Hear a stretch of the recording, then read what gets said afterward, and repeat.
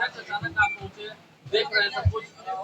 हमारे राष्ट्रीय अध्यक्ष और हम लोग के सम्मान नेता आदरणीय नीतीश कुमार जी के दिशा निर्देश से ही ये कार्यक्रम चल रहा है और समय समय पर इस कार्यक्रम की गति को, इस कार्यक्रम में क्या हो रहा है, हमारे मिनिस्टर हमारे द्वारा दिए गए निर्देश का पालन कर रहे हैं कि नहीं, ये समय समय पर चेकिंग करते रहते हैं। तो हम लोग का भी हौसला बुलंद होता है। इसलिए अपने नेता के प्रति आभार प्रकट करते हैं कि उनके द्वारा दिए गए निर्देश का हम लोग अच्छा सा पालन कर रहे हैं और जो भी हमारे कार्यकर्ता राज्य भर से समस्या को लेके आते हैं उनके लिए संबंधित अधिकारियों से बातचीत करते हैं और जब बात होती है तो उनके समस्या का हल निकल जाता है। सर, एक सवाल है, बाकी चुनाव की घोषणा हो चुकी है और प्रशांत किशोर भी अब चुनाव लड़ने की तैयारी में, घोषणा हो गई। देखिए, जब चुनाव होगा तो हर पॉलिटिकल पार्टी चुनाव लड़ते हैं, उसमें क्या दिक्कत है, लड़ेंगे लोग। लेकिन ताल बहुत पहले से वो ठोक रहे हैं। विधानसभा के चुनाव से पहले भी ताल ठोकते थे। अब बाई इलेक्शन है तो उसकी भी भूमिका बना रहे हैं और विधानसभा के चुनाव में बिहार की जनता ने उनको पूरी तरह से खारिज कर दिया। बिहार में उनको बोने ने तक नहीं हुआ। तो और जब बिहार की जनता जानती है कि ये चुनाव जो बाई इलेक्शन है ये सरकार के कामों के ऊपर चुनाव होता है और 20 साल नीतीश कुमार जी के शासन और फिर इधर माननीय सम्राट चौधरी जी का शासन में जो काम हुआ है, बिहार में काम हुआ है, इस क्षेत्र में काम हुआ है, पटना के पावन धरती पर सब काम के समीक्षा करते हैं।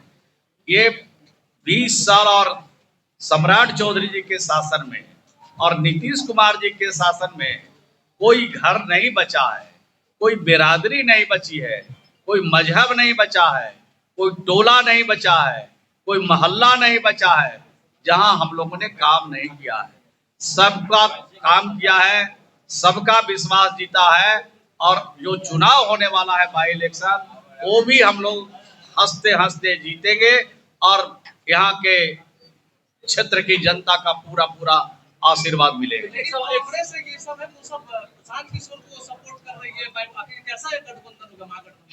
लोढ़ा से खरियान नहीं भरता है। जब जनरल चुनाव में किसी को 2 गो, किसी को 1 गो, किसी को 5 गो जब बिहार की जनता ने दिया तो ये बिल के हम लोग का कुछ बिगाड़ नहीं सकते हैं।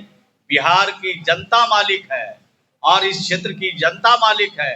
जनता तय करेगी।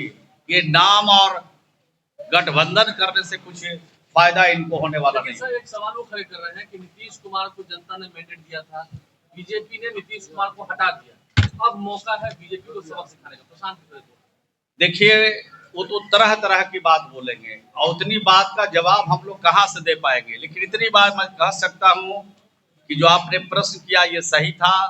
नीतीश कुमार जी के नेतृत्व में चुनाव हुआ और नीतीश कुमार जी के नेतृत्व वाली जो चुनाव हुए उसमें बड़ी बहुमत एनडीए को मिला। लेकिन नीतीश कुमार जी ने ही सम्राट चौधरी जी को मुख्यमंत्री बनाया और भाजपा को समर्थन किया नीतीश कुमार जी। तो मैं समझता हूं कि नीतीश कुमार जी का जो काम है, उनका जो विचार है, उनका जो व्यवहार है, वो किसी का कर्जा रखते नहीं है, सूद के साथ लौटाते हैं।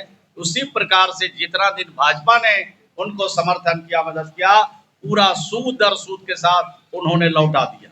भारत तिवारी काउंटर में कल मंत्री बिहार सरकार की तरफ से पहली बार वो अशोक चौधरी आ गए, उन्होंने सरकार पर भी सवाल खड़े किए और ये भी वो कह रहे हैं कि उनके परिजनों ने ये बताया कि बंदूक था वो नकली था। अब नकली था कि असली था, जो लोग गए हैं वो नकली कह रहे हैं या असली कह रहे हैं, उनसे पूछिए। मैं इतनी बात मैं कह सकता हूं कि बिहार की सरकार और बिहार के मुख्यमंत्री ने जो भी घटना हुआ है उस पर पूरी तरह से तत्काल संज्ञान लिया और जुडिशियल जांच कराने का आदेश दिया और इम्प्लीमेंट भी किया। और जो हमारे हाई कोर्ट के जो हमारे रिटायर्ड जज हैं वो जा करके वहाँ पर जांच भी कर रहे हैं। तो जांच होने दीजिए, जांच के बाद फलाफल जब आएगा तो दोषी एक भी बचने वाला नहीं है।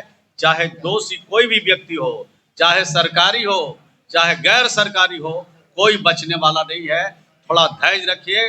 और प्रेस और मीडिया के भी भाइयों से मैं अपील करना चाहता हूं कि जो सरकार का निर्णय है उस निर्णय को आने दीजिए, और जब निर्णय आ जाएगा तो आपको स्पष्ट पता चलेगा कि दोषी कौन है और दोषी के खिलाफ सरकार कानून के हिसाब से कार्रवाई कर रही है कि नहीं कर रही मामले में एनडीए बटा हुआ क्यों दिख रहा है? अशोक चौधरी कह रहे हैं कि जीतन राम मांझी तोड़ने की काम कर रहे हैं और उनकी निजी राय हो सकती है, हमारी पार्टी की राय नहीं है, सरकार की राय नहीं है। जो लोग इस तरह का कृत्य कर रहे हैं उनको समझ बूझ करके बातचीत करना चाहिए या समझ बूझ के बातचीत रखना चाहिए। बटा हुआ क्यों दिख रहा है सर इस मुद्दे? नहीं, बटा हुआ कोई नहीं है। अगर कोई संवेदना व्यक्त करने जा रहे हैं तो निजी तौर पर वो जा रहे हैं। पार्टी अपने हिसाब से काम कर रही है, सरकार अपने हिसाब से काम कर रही है।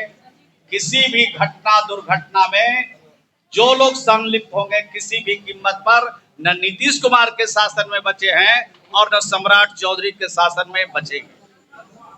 घर रहने का मकान भर नहीं, ये खुशियों की तिजोरी है। दरवाजे पर दस्तक देता पड़ोस, खिड़कियों से उमड़ आता आसमां, तारों में उलझी ऐसी ना जाने कितनी दास्तां।